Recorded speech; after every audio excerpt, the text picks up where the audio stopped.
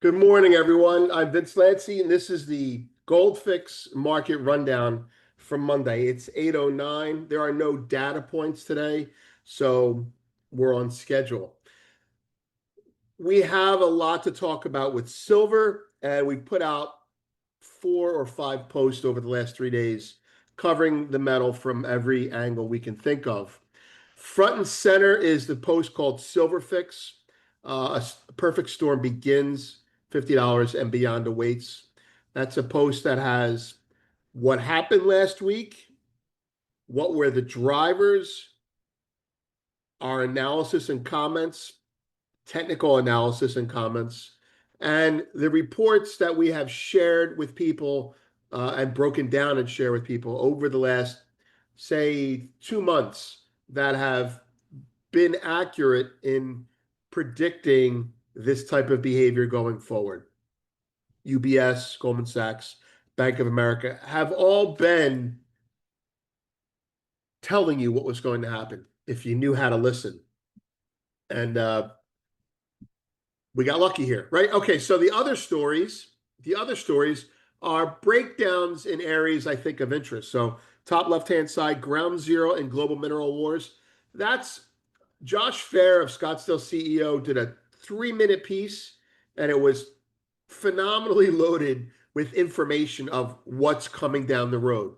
May not give the glide path, but it gives the destination. And the destination is we need to secure minerals, and that includes silver, whether it's set or not. So we listened to that podcast, the 3-minute video he did, and we did we wrote on it. We wrote it up, we broke it down, and we put it in context of some of the things we talk about here. So that's must listen and must read.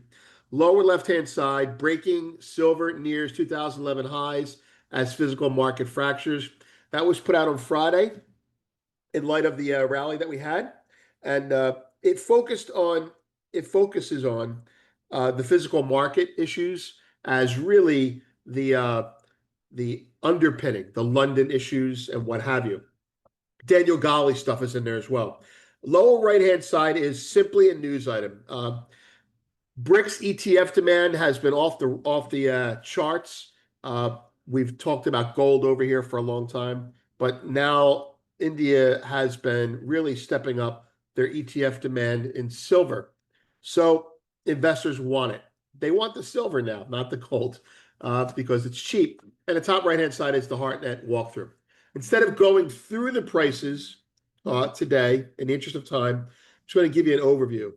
This week we have CPI and PPI, but probably the most important information is going to come out of anything that Donald Trump does. And this week, today, as early as today perhaps, he's going to have an announcement on Russia. I'm not sure what it is, but that will have an effect on palladium as a commodity. It will have an effect on oil. And the markets, if you look at the markets, they seem to be discounting increased friction between Russia and the US. Hard to say, early to say, but we'll find out. If you look at the board as a whole, you have stocks a little bit softer. You have the dollar unchanged, but it has been strong off the lows for the last several days. The VIX is stronger, discounting fear of news. That's a Trump effect. Gold is up $5, $10. Also, increased geopolitical tension. Silver is up because of every reason under the moon. Okay. Tariffs are a direct effect on silver, not because we're going to tariff raw material. I don't think we will tariff raw material of silver because we don't create enough of it. It's other countries that will restrict their flow of metal to us because we're tariffing them on stuff they need to do.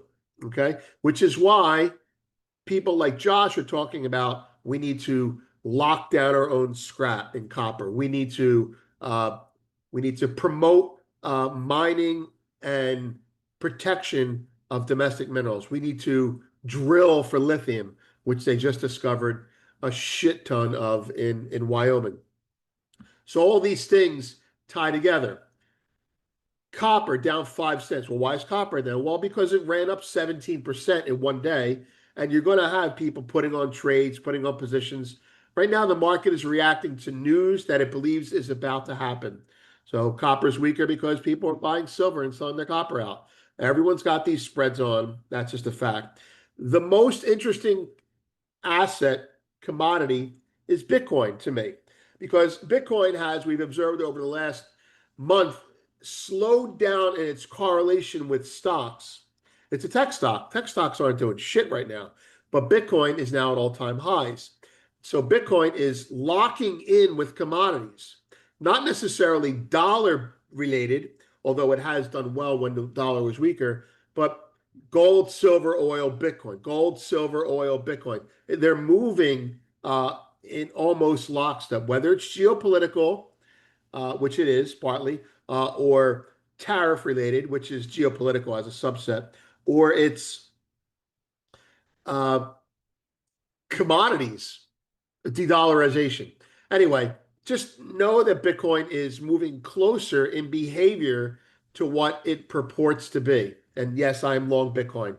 I also said about a month and a half ago, I said Bitcoin above 110 will go to 130 before it goes to 100. And so far, I've been correct, but a lot slower than I thought. Maybe we'll catch fire now. Okay, so enough with the markets themselves. Let's move to the main story.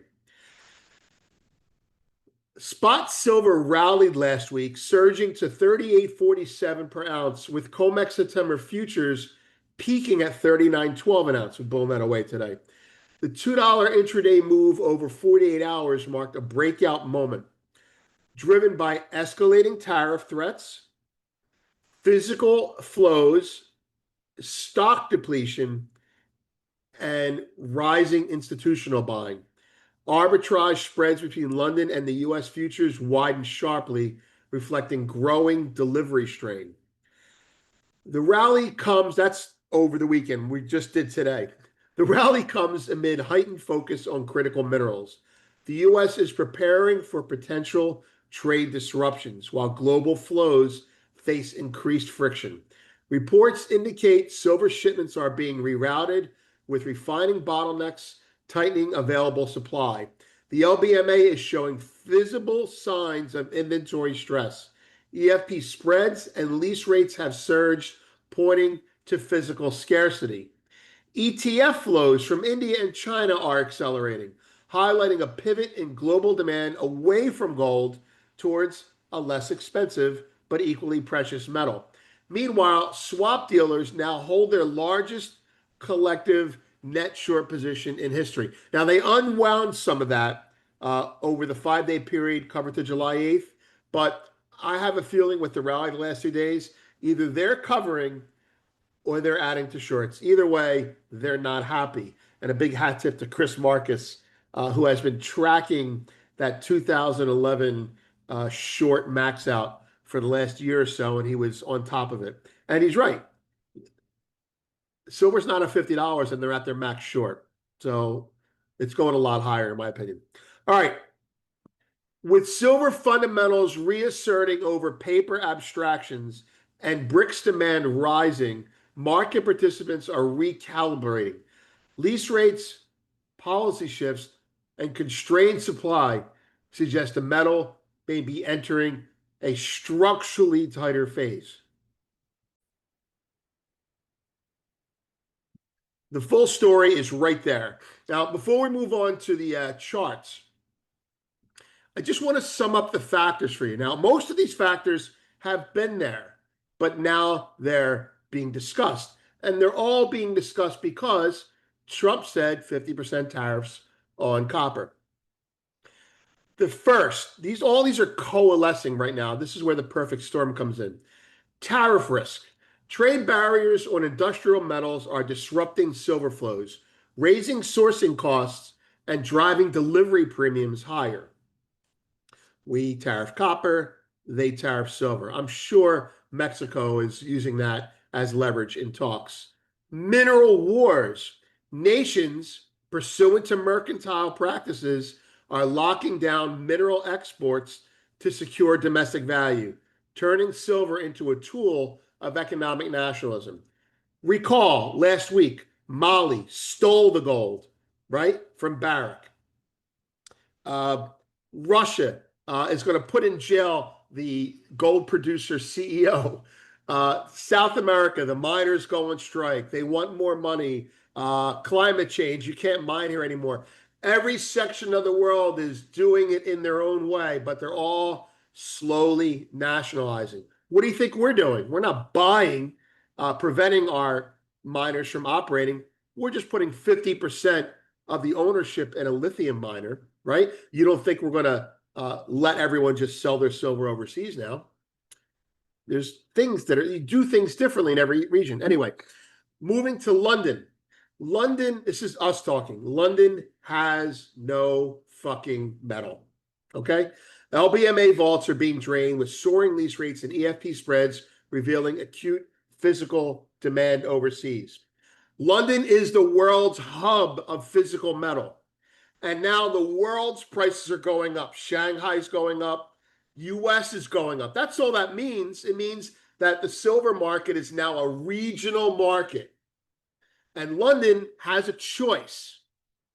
It can either acknowledge the price by allowing its price to go up, which means its metal would have to leave because people would just take it as the price, causing the price to go up, or they must give up their status as the global hub. What do? You shut up. And that's what they've done. They've shut up. They probably, Daniel Gali made some points about it being the lowest free float ever. How can it be any lower? And here's what I mean. I'm saying this to Daniel. If in January, when you noted that the silver ETF was 1-to-1 with very little free float, and it's worse now, what does that imply? It implies that he's not going to say it, so I'm going to say it.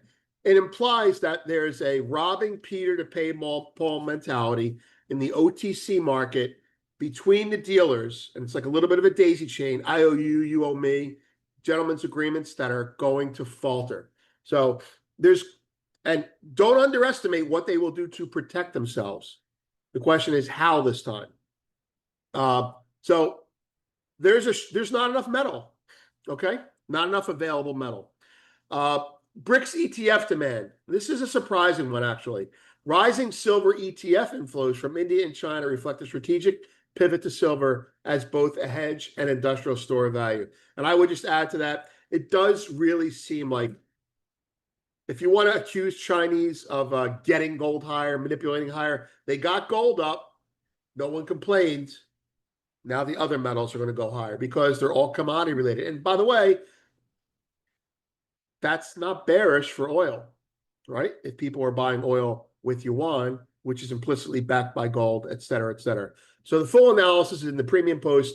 Silver's perfect storm begins. Next, related posts. I just went through those. Okay, CPI and PPI this week. You could see the data there. There's nothing today.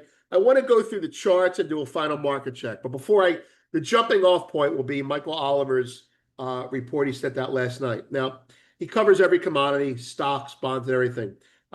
There was a small section discussing the gold-silver ratio.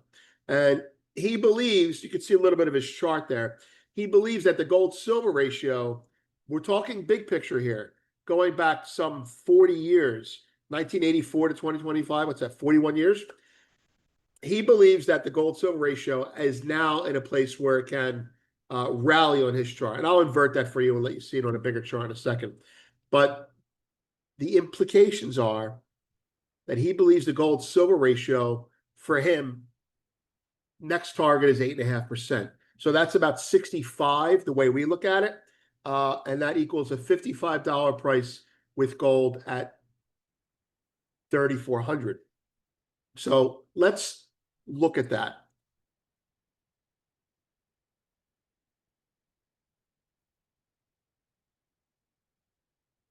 All right, that doesn't render very well, but you're looking at a system called Polytrends that I use, and I'm using it more and more. Okay, so here's Michael's chart on a daily. Show it to you on a monthly. And he goes back to 1985. We're just going to go back to 2004. Now, in 2014, 15, you have I'm sorry, we're looking at lows now. You have a low here, and it repeats in 2021. So basically 2014 is where we broke down. That's his level right there. I looked at these two, 2016, 2021. This is your floor. Now, having broken, what he's saying is having broken this for me, upwardly sloping trend line, that the next line that should govern this spread should be about here, which puts it at about 65. And that puts silver at $55, double nickels. The speed limit, the old speed limit, assuming gold doesn't rally at all. Now, he goes further to talk about gold as being in a range, characterizing it like we have in the sense that it's pausing, it's collecting, and this leg higher, unless there's a big geopolitical event, silver should lead. Silver should drag gold higher now. We do think they're selling in gold above the market, and that's keeping it in range, and that's fine. But there ain't no selling in silver except the silver that retail sells. So please stop selling that. Shorter term, we're in day 2 of one of my buy signals that says the market's got an upswing for 3 to 5 days. So day 3, day 4, day 5. And it looks like this. Signal triggers here. Day 1 was on Friday. I alerted everyone to this that subscribes. The last one we had was here, right? Got in a little bit early, but we got the breakout here. And then we got 5 days higher. So there's 2. We're working on another 3 days higher. Now, you can't swear by this, but you can swear by the following. Unless the market cracks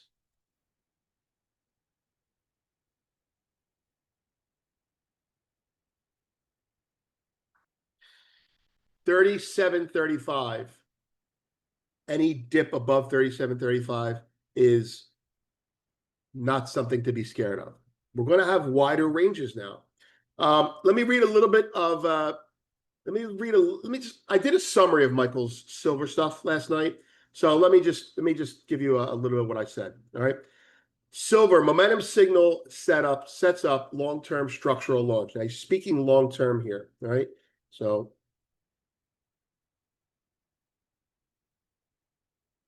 just put up regular silver here for you.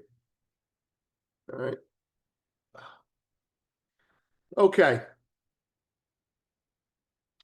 In his July 13th report last night, Michael Oliver outlined a structural momentum breakout underway in silver, framed within a broader reassertion of harder asset leadership. Commodities are all going up now, right? Silver's long-term momentum measured on a quarterly oscillation basis, his proprietary stuff, against its 36-quarter average, has transitioned from a subdued base, rounding bottom, to active expansion, breaking out. The current reading of 13.2% over a 36-quarter mean is a critical threshold for him, and we have broken it. Historically, such levels have preceded major rallies. In comparison to gold, he emphasizes that silver is outpacing gold in momentum intensity.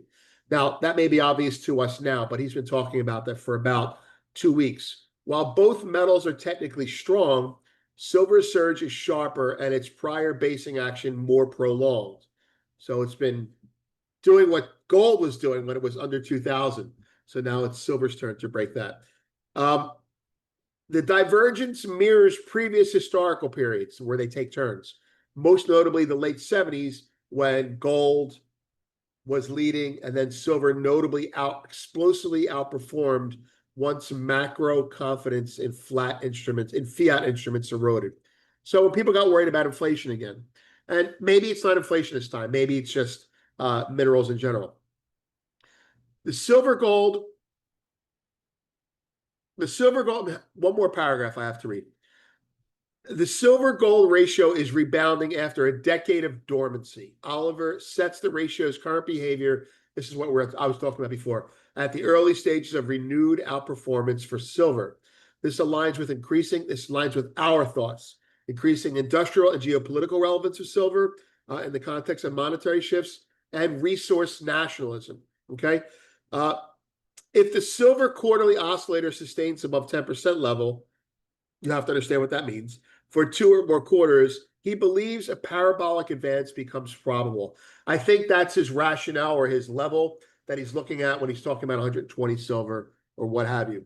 Past cases of when that happened resulted in multi-year trends, not short-term spikes. So he frequently will say in his reports, if we're at the beginning, middle, or end, this is early in the cycle. Well, he says two things, and you should pay attention to both of them. Silver is early in this breakout. He also says the impulsive behavior of silver can get really big. So we could be early and we could rally a lot. So it's almost like he's saying, you haven't missed anything yet, but you could be 5% higher tomorrow, and then sayonara, you're too late. So that's our take on all this. Before leaving, I want to touch on Bitcoin. The measured move concept from here to here had a mini one from here to here. And right around here, when it got back up here, I said, not going to go below 100,000 before it goes to 130. Now, it tested the shit out of it and scared me. Actually got below 100,000, but didn't close there on a weekly basis.